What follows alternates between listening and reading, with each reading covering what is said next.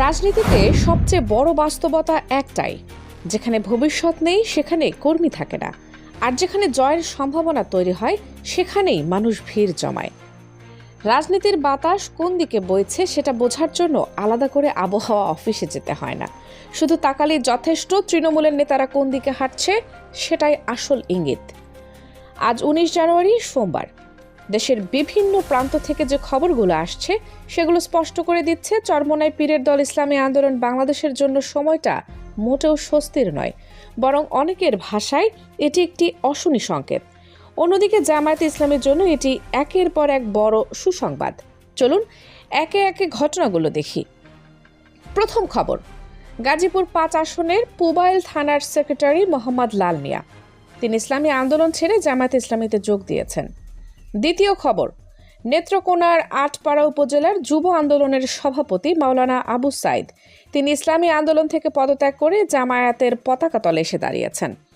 তৃতীয় খবর, লালমনিরহাটের পাটগ্রাম উপজেলার ইসলামী আন্দোলনের সাবেক আইন বিষয়ক সম্পাদক ইরশাদ আল হাবিব, তিনিও আনুষ্ঠানিকভাবে জামায়াতের নাম লিখিয়েছেন। খেয়াল করে দেখুন, এরা কেউ সাধারণ কর্মী নন, এরা থানা সেক্রেটারি, উপজেলা সভাপতি, আইন সম্পাদক, অর্থাৎ সংগঠনের খুঁটি ও স্তম্ভ। রাজনীতিতে একটা কথা আছে, যখন ঘরের খুঁটি একে একে সরে যায় তখন ছাদ ভাঙতে আর বেশি সময় লাগে না।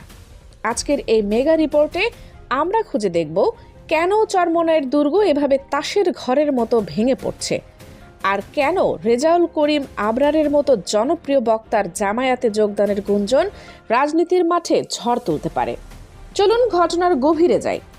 গাজীপুর দেশের অন্যতম শিল্প এলাকা, সেখানকার পুবাইল থানার সেক্রেটারি মোহাম্মদ লাল মিয়ার দলত্যাগ চরমোনাইয়ের সাংগঠনিক কাঠামো একটি বড় আঘাত।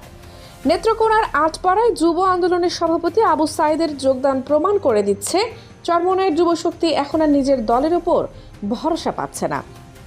আর লালমনিরহাটের পাটগ্রামে যা ঘটেছে তা আরও তাৎপর্যপূর্ণ। যখন জামায়াত নেতা কাজী আবুল কালাম আজাদ ইরশাদ আল হাবিবের ফর্ম পূরণ করাচ্ছিলেন, তখন তার চোখে মুখে ছিল এক ধরনের স্বস্তি। মনে হচ্ছিল ভুল পথ ছেড়ে তিনি যেন সঠিক গন্তব্যে এসে পৌঁছেছেন। কেন তারা আসছেন? এর উত্তর খুব সহজ। এই তৃণমূল নেতারা বাস্তবতা বোঝেন, তারা মাঠে থাকেন, মানুষের সাথে থাকেন, ভোটের অঙ্ক বোঝেন। তারা দেখছেন চরমোনাইয়ের রাজনীতি এখনও সীমাবদ্ধ মাহফিল, আবেগ আর স্লোগানের মধ্যে। রাষ্ট্র ক্ষমতায় যাওয়ার কোনো স্পষ্ট রোড ম্যাপ নেই। অন্যদিকে জামায়াতে ইসলামী একটি কমপ্লিট প্যাকেজ, 10 পাতার নীতিমালা, অধিকার কার্ডের ভিশন, আন্তর্জাতিক যোগাযোগ আর রাষ্ট্র পরিচালনার প্রস্তুত কাঠামো। একজন বুদ্ধিমান রাজনৈতিক কর্মী কখনো হারু দলে থাকতে চায় না, সে সবসময় চায় বিজয়ী ঘোড়ার পিঠে চড়তে। এই প্রেক্ষাপটে তৃণমূলের নেতাদের আগমন একেবারেই স্বাভাবিক, কিন্তু রাজনীতির মাঠে সবচেয়ে বড় আলোড়ন তুলেছে একটি গুঞ্জন। চরমোনাইয়ের কেন্দ্রীয় নেতা, দেশের অন্যতম জনপ্রিয় বক্তা রেজাউল করিম আবরার নাকি জামায়াতে যোগ দিতে পারেন। তিনি কোনো সাধারণ নেতা নন, তিনি একজন social media influencer. Lakh lakh তরুণ তার বক্তব্য শোনে। যদি তিনি সত্যিই জামায়াতে আসেন তবে অনেকের মতে এটি হবে চরমোনাইয়ের কফিনে শেষ পেরেক। কেন তিনি আসতে পারেন? প্রথমত, মেধার মূল্যায়ন।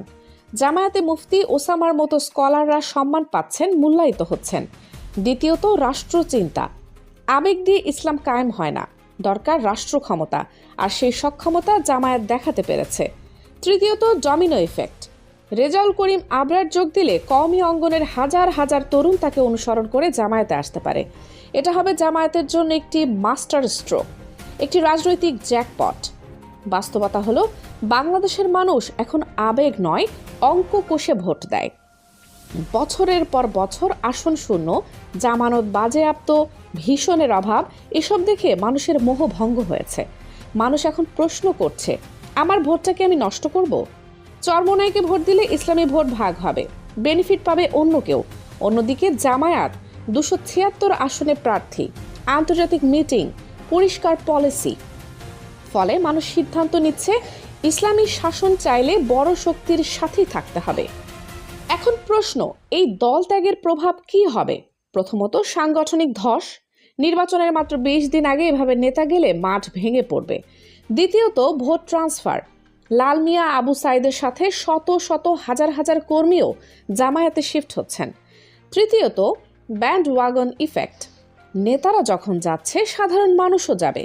এর ফলে জামায়াতের 220 আসনের পরিকল্পনা আরও শক্তিশালী হবে। চরমোনাইয়ের ভোট ব্যাংক 3% থেকে নেমে 1%, আর জামায়াতের ভোট ব্যাংক 35% থেকে উঠে 40%। এটাই রাজনীতির ন্যাচারাল সিলেকশন। শেষ কথা, জামায়াতের ইসলামীর দরজা এখনো খোলা। ভুল পথে থাকা মানুষদের জন্য এটি একটি আশ্রয়স্থল। গাজীপুরের লাল মিয়া, পাটগ্রামের ইরশাদ আল হাবিব সেই পথ দেখিয়ে দিলেন। আর যদি রেজাউল করিম আবরারের মতো আইকন যুক্ত হন, তাহলে 2026 সালের নির্বাচন হতে পারে একতরফা।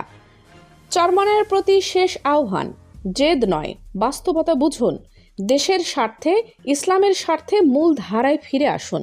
নইলে নির্বাচনের পর দাঁড়িপাল্লার জয় জয়কারের পাশে হাত পাখার শূন্য ঝুড়ি দেখে আফসোস করা ছাড়া আর কিছুই করার থাকবে না। Kaniz Fatema Soma, desk news, 0 TV.